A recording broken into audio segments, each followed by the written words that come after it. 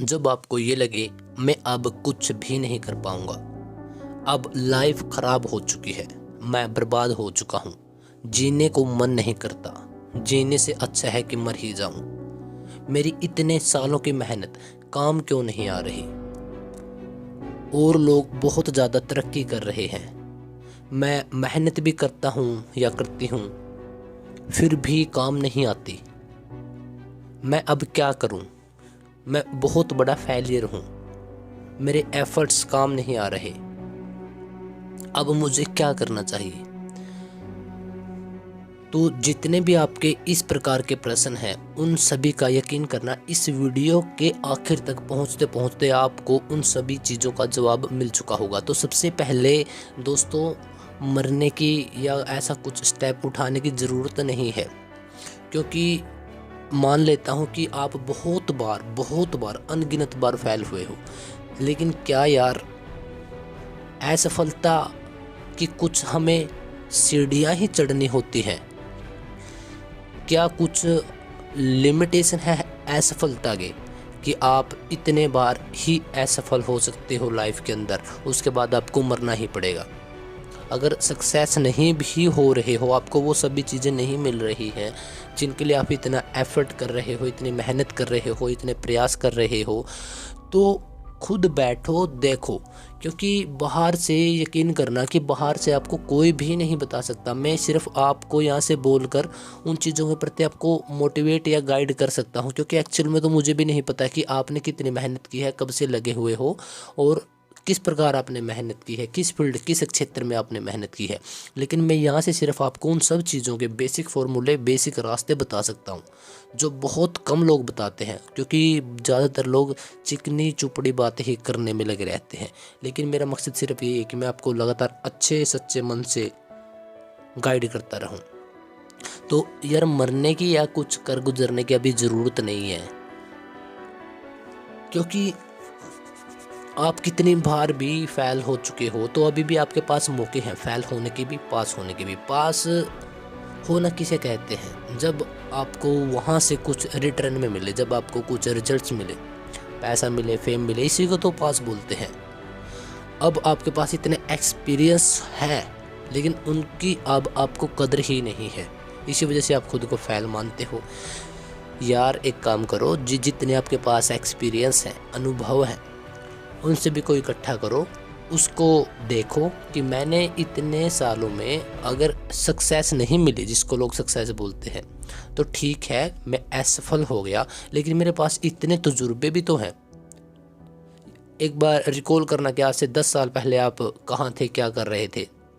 बिल्कुल एक डिफरेंट इंसान थे आप, लेकिन 10 सालों में आपने मेहनत करी है और आपके तजुर्बे हैं बहुत ज़्यादा। इसी के बेस पे तो आप किसी भी इंसान को देख कर या कुछ देर बातें करके उसके बारे में एक आइडिया लगा लेते हो। इसी के बेस पर तो आप एडवर्टाइजमेंट चल रही, मोबाइल स्क्रीन पर लगातार एड्स आ रही, तो उन सभी चीज़ों को देखकर आप यह आइडिया लगा लेते हो कि यह इसका बिजनेस है, यह एक प्रोपेगेंडा है, यह हमें क्यों दिखाया जा रहा है, लाइफ का मोटिव क्या होना चाहिए, किस प्रकार से क्या मेहनत करनी चाहिए। ये सभी चीज़ें आपके अंदर हैं और आपने इन सब चीज़ों को पाया है। तो यार ज़रूरी नहीं था कि आप एक दो चार बार में ही सफल हो जाओ और आपके पीछे लंबी कतार लग जाए, आपका फेम नेम बहुत एक हाई पीक पर पहुंच जाए। आपके पास जो कुछ भी चीज़ें हैं, सबसे पहले उन सभी चीज़ों की कदर करो जो आज के टाइम पे है, वर्तमान में आपके पास एट प्रेजेंट है। तो उन सब चीज़ों की कदर कर, क्योंकि एक सिचुएशन यह भी हो सकती है कि जो अब आपके पास है यह भी ना होता, तो फिर क्या करते आप? क्योंकि बहुत सारे लोगों के साथ ऐसा हुआ है जिनके हालात आपसे कई गुना बेहतर थे और आज उनके हालात बहुत टूट चुके हैं। तो सबसे पहले क्या करना है? सबसे पहले उन सभी चीज़ों का थैंक यू कर दो जो अब आपके पास है। नंबर 2 कि अब खुद को जीरो मानकर एक अच्छी शुरुआत करो। और मैं अब आपको यह नहीं बोलूँगा कि जैसे आप 10 सालों से मेहनत करते नहीं, तो कहीं ना कहीं तो हमें सुधार करने की ज़रूरत है और हमें यह बात एक्सेप्ट भी कर लेनी चाहिए, क्योंकि आई थिंक आप इस बात को अच्छे से एक्सेप्ट करते होगे, क्योंकि तभी तो आप इस वीडियो को देख रहे हैं और तभी आप एक अच्छे इंसान और इतने दिनों से लगातार मेहनत कर पा रहे हैं। अब आपको क्या करना है, खुद को जीरो मानकर इसके कुछ बेसिक्स पॉइंट होते हैं, तो उन सभी चीज़ों को आपको ध्यान में रखकर चलना है। एक तो कि आपने इतने दिनों तक मेहनत की, वहाँ से तजुर्बा आया, आप उसकी कदर नहीं कर रहे हैं, यह भी एक पॉइंट है। तो उन सब चीज़ों की कदर कीजिए। एक पिलर आपकी लाइफ का बहुत इंपॉर्टेंट है, क्योंकि जो चीज़ें आपको फेल होने पर या पास होने पर मिलती रहेंगी, अगर आप उनकी कदर कर लेते हो तो आप खुद को कभी भी दूसरों से कम नहीं आंकोगे, खुद पे विश्वास बना रहेगा और उम्मीद भी रहेगी, और यह रहेगा कि मुझे कुछ तो मिला है। क्योंकि एक्सपीरियंस की वैल्यू वही लोग जानते हैं जिन्होंने बहुत कुछ खोया हो सिर्फ उस एक्सपीरियंस के लिए। नंबर 2, मैच्योरिटी आपने दिखानी है। मैच्योरिटी, समझदारी, अंडरस्टैंडिंग आपकी अच्छी होनी चाहिए। ये एक जैसे ही सभी पॉइंट्स हैं।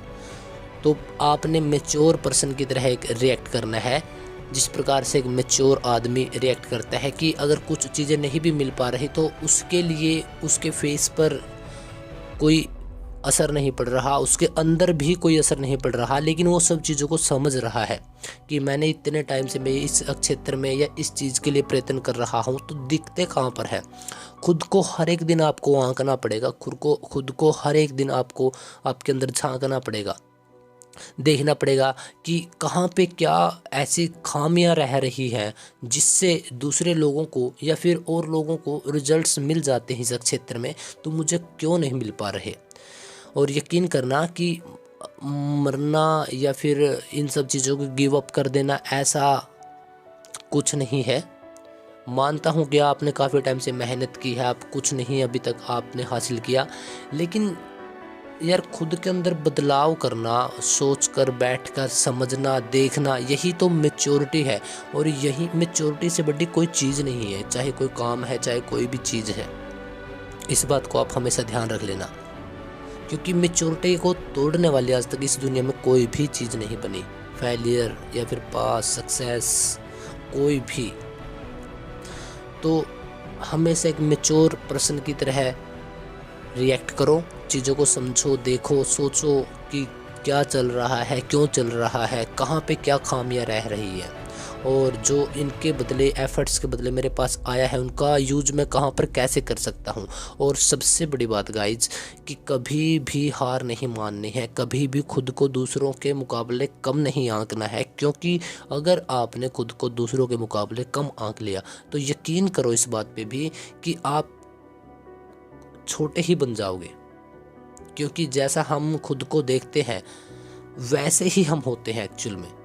क्योंकि जितने जैसे हम अंदर से खुद के बारे में सोचते रहते हैं, आप नोट करना आगे से कि आप बाहर जब आपके दोस्तों से या फिर कहीं स्कूल, कॉलेज, मीटिंग जहाँ पे आप काम करते हो वहाँ पे, या घर में भी दूसरे लोगों के सामने, आप उसी प्रकार से आपको प्रेजेंट कर पाओगे जिस प्रकार से आप अंदर से सोचते हो। क्योंकि आपकी खामियां आपके इर्द गिर्द घूमती रहेंगी। तो इन खामियों की चैन को तोड़ दो, क्योंकि यहाँ पे बहुत बड़े बड़े धुरंधर हुए हैं इस दुनिया में जिनके पास कुछ भी नहीं था। आपके पास कम से कम बैठने के लिए घर, मम्मी पापा, ब्रदर, एक फैमिली होगी, कुछ पैसे भी होंगे जिससे आप कुछ दिनों का गुजारा चला सको।